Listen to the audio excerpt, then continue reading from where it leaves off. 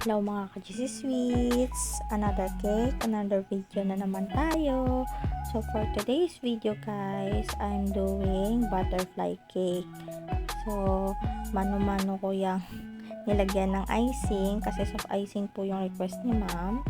Maganda din siya sa fondant, maganda din naman siya sa icing. So diskarte lang kung paano natin siya lagyan ng crack sa gitna, o diba?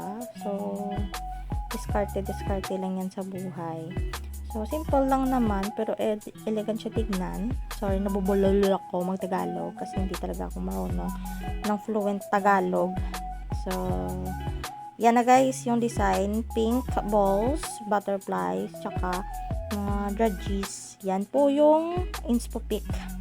And ito yung gawa na Just Seeds. Yan, naglagay na tayo ng ribbon, at tsaka yan na po ang butterfly. Thank you for watching. Love you!